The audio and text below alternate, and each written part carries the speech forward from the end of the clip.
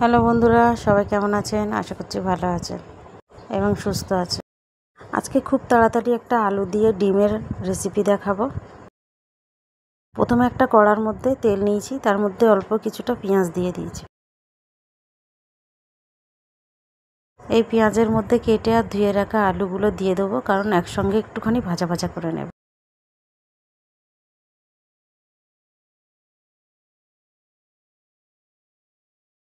এবার একটু ভালো করে নেড়ে দেবো।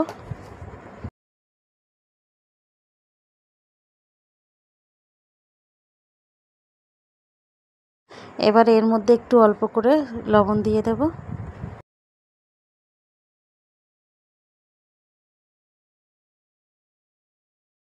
দিয়ে এটাকে ভালো করে নেড়ে নেব।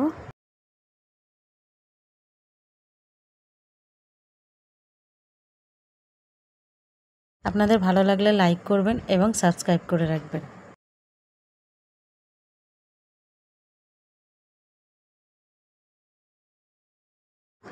এবারে এর মধ্যে একটুখানি হলুদ গুঁড়ো দেব, অল্প করে একদম। আমি একটু কম মশলার মধ্যেই করছি।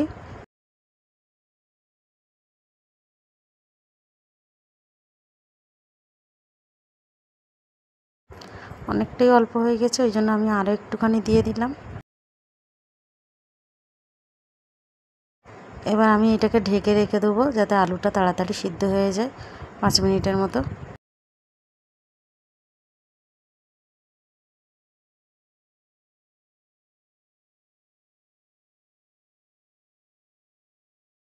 এবার এর মধ্যে একটা কেটে রাখা টমেটো দিয়ে দেব।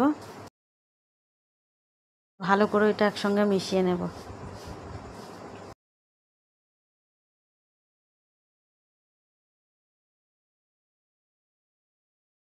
এতে অল্প করে একটুখানি আদা রসুনের পেস্ট দেবো।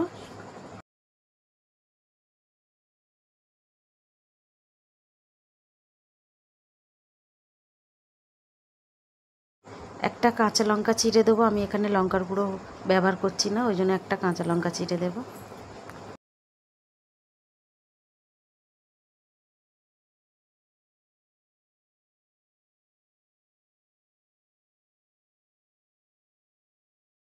ভাজা ভাজা হয়ে আসলে আমি এর মধ্যে একটুখানি জিরে মরিচের গুঁড়ো দেবো।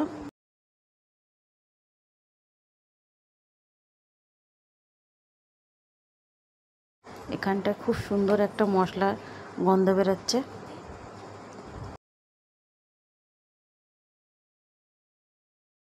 এতে আমি কিছুটা গরম জল দিয়ে দেব।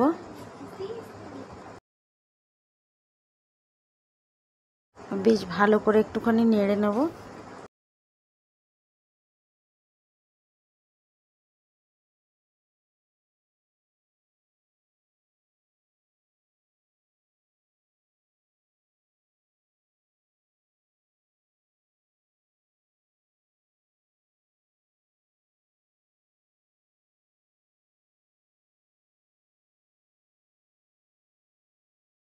এটাকে ঢাকা দিয়ে দেব। এবার এখানটা আমি খুন্তির সাহায্যে ভালো করে আলুগুলো নেড়ে নেব। নিয়ে আমার এখানটা নুনটা একটু কম মনে হয়েছে, আমি ওই জন্য আবার একটুখানি অল্প করে নুন দিয়ে দিলাম। এবার আমি একটা ডিমকে ভেঙে ওপরেই দিয়ে দেব।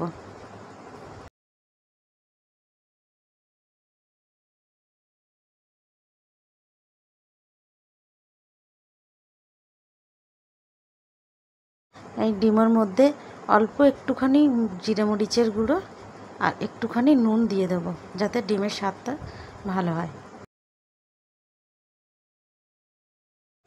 এবার আমি এটাকে ঢেকে ডিমটা সিদ্ধ হওয়া পর্যন্ত অপেক্ষা করব।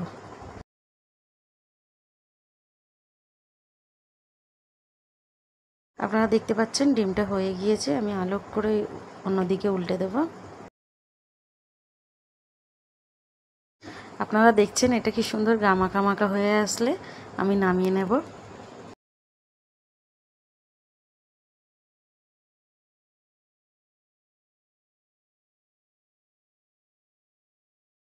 এবার গরম গরম রুটি, পরোটা বা ভাতের সঙ্গে পরিবেশন করুন।